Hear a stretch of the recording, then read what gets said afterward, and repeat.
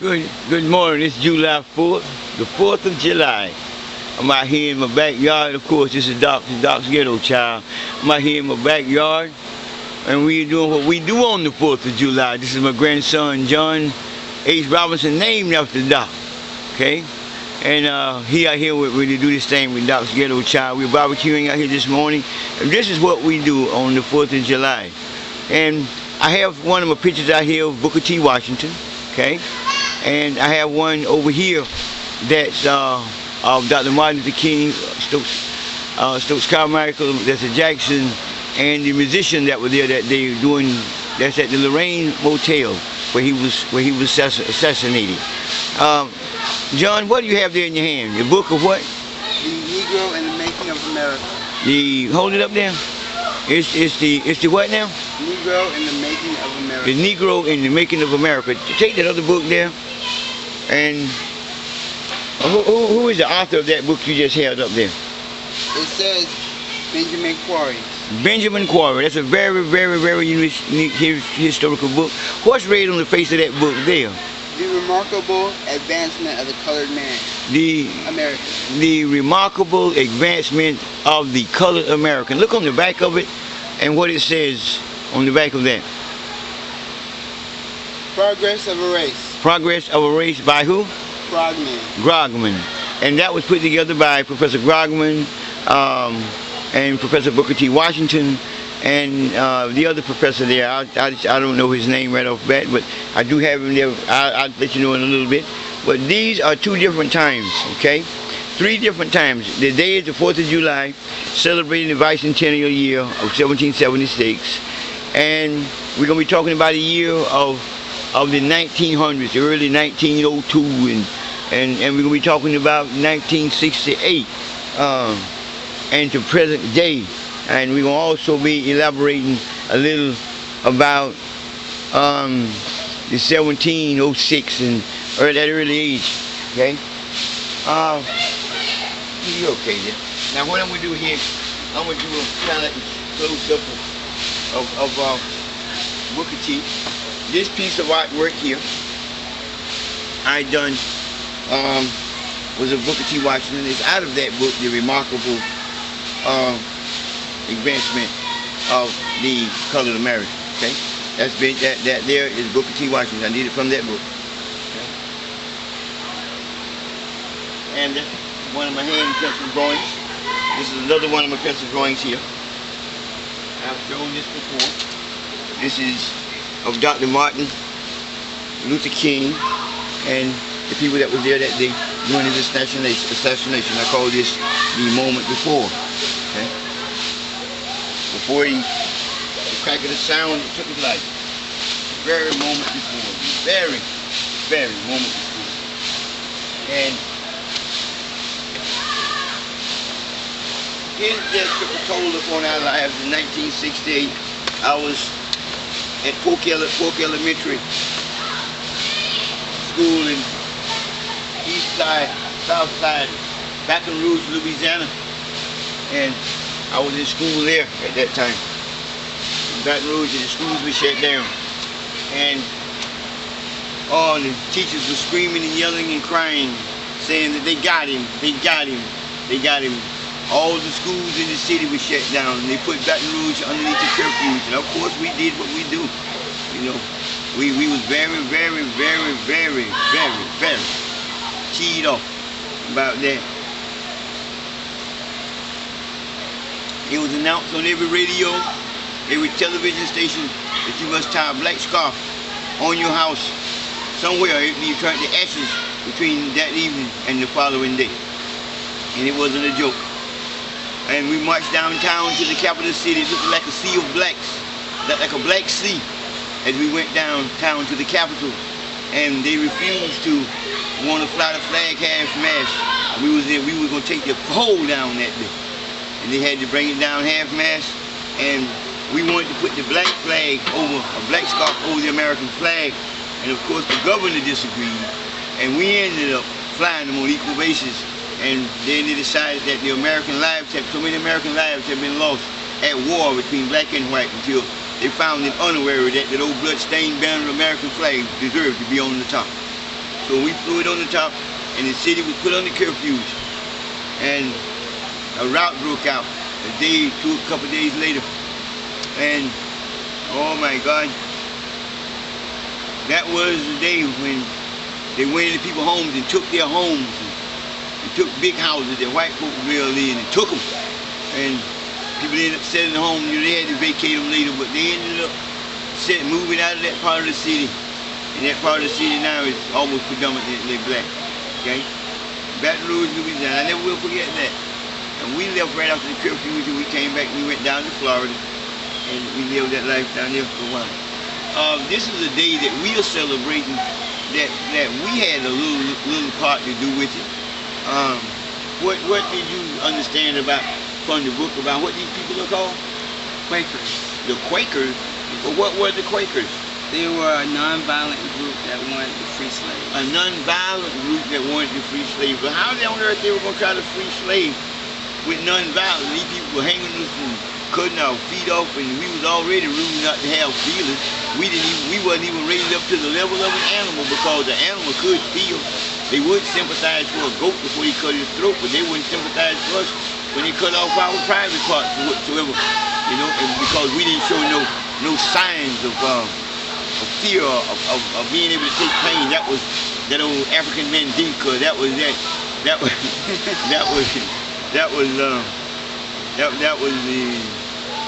that Zulu, whatever the other tribes were, you know. And even from the tribes of Judah and Benjamin. Oh, I'm not going to get into it. That's too controversial for some, but that's the facts. Go ahead. Now what about these people? He said they own territory, and slaves would come, and they would, when a slave comes into that territory, they would become free. Oh, when slaves come around them, it was like abolitionists? Yes, sir, abolitionists. Abolitionists. That's where abolitionists get their roots from. That's where they get the Quakers. They got their roots from the Quakers. Yes, sir. Okay. Did they have anything to do with the war and the independence of the United States? Did we? Any at all? Yes, sir. We did not have a lot of success until the war came. Until the war came? Yes, sir. One of the reasons why is because we had, in America, colonial America, in its youngest days, they had a lot of, not that they didn't want to. Speak a little bit louder to make sure they understand you. Because this is very interesting to me, and I want to make sure they understand it too. Yes, sir. Now what happened? We had a lot of resistance to the slave trade in America. Because we were forced to America was afraid that the population would grow too much and that blacks would rise up. So they were afraid that we was going to rise to power and overpower them, but yet they needed our help to fight the war that would eventually lead to our freedom. Yes, and that's why the war was fought. Well, that's one of the chief reasons. Because Britain wanted to keep, Britain and America disagreed, and that split. That made a big rift between mother countries. Now what did Britain and America disagree over? America didn't want more slaves to keep coming in because blacks and more blacks were. Oh, so America was dealing with it psychologically. In other words, we want the blacks in certain part of the states to remain slaves, but we don't want the slaves, but don't overpopulate us. Yes, sir. Because these people might take over. Yes, sir. Altogether. Yes, sir. And then those of us that don't mind the black man being free as a figure of speech, it'll cause us to change our opinion that he would need to be incarcerated in order to keep him rising to power. So we must find a method of suppression. Yes, sir. Oh, okay. Well, talk about it. Let me check this. Let me check this before we done burn up our agenda. Wait, what else happened? Yes, sir. A couple of states put restrictions on importation of the Negroes. They did what? They put restrictions on importation of Negroes. What do you mean by that? Rhode Island, Georgia. Not Georgia. Yes, sir, Georgia. I thought Georgia was for the black man being free, man. Come on, don't tell me the state of Indiana was that kind of state. Yes, sir, it was that kind of state. Whoa. Some states made it. Got something to do with the way people think today? Yes, sir. I think it has a lot to do with the way people think today. Well, I'm asking you a question. You know, in the early 1900s, Booker T. Washington Washington wrote this book that the remarkable advancement of the colored American. Apparently they was making some progress, and we had our own black renaissance going, and that was making it work pretty good for us. So we was really making some progress, right? Yes, sir. Okay, so what do you think happened? And then in 1968, Martin Luther King come along, and somehow we fell back, and our renaissance was killed out between 1917 to 1923. So you feel like all of this had some bearings on what occurred by the population? Yes, sir. So you think it's psychological? Yes, sir. I think it has to do with the minds of the white man, and now the minds of the black man too. Well, explain that. Explain that. You being a young man, what grade are you in? 12th grade? Yes, sir. And you becoming an aeronautical engineer or civil engineer? What you gonna be? Aeronautical.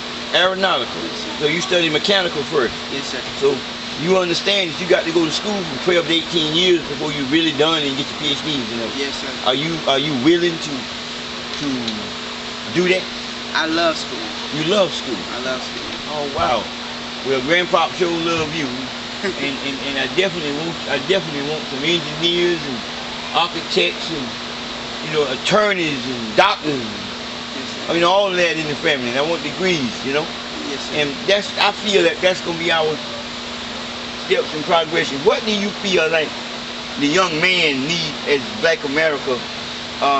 You didn't experience what I experienced, and your mom and dad experienced, and they didn't experience what their mom and dad and your grandmother and I experienced, and we didn't experience what our people experienced all the way back to them. What do you feel like about the progress? I think that we are mentally suppressed in our minds, and we cannot make progress until we realize that the black man is not supposed to be where he is, but we're supposed to be on top. Wait a minute now. What make you feel like you a black man? Yes, sir. Huh? Yes, sir. Okay. Well, you sure you a black man? Yes, sir, I'm sure. Okay. You positive? I'm positive. Okay. And what if I said I'm a green man because I love green, Yeah, green. Yes. So, but I'm a black man. Yes, sir. There's a black man that love green. Yes, sir. Oh, okay. Not the greens we eat now. Yes, sir. I'm talking about the greens that they catch at the bank. Yes, sir. All right. The only way we get that is by accomplishment, right? Yes, sir. So, you feel like the black man is being suppressed and we supposed to be on top. What makes you feel like you should be superior and we is against superiority? Against superiority, I feel like if you suppress somebody for so long, that the mind state they'll be in or they grow up in. You go around, you see the ghettos and you see people feeling like they can't get a job, but you should be able to give people jobs, is what I believe. Okay, do you feel like our president need to invest in, you feel like the Washington D.C. need to invest in the little invisible people, the black people, the poor white people that's done failed in the same category because of integration? Yes, sir. Yes, sir. And do you feel that they need to let the bridge stay a little raggedy and let the super speed train be put off and use those funds to put into the community and fix the house first? Yes, sir. Yes, sir. Then fix the yard? Yes, sir. And then fix the street that lead to the yard? Yes, sir. Then fix the road that sir. led to the street that led to the yard? Yes, sir. Huh? Yes, sir. And in the meantime, you want to design the road? Yes, sir. Huh? Yes, sir. And build the street? Yes, sir. Pave the lane? Yes, sir. Mow the lawn? Yes. And build the house? Yes, sir. Yes, Huh? sir. That's what you're saying? Yes, sir. Well, tell them this.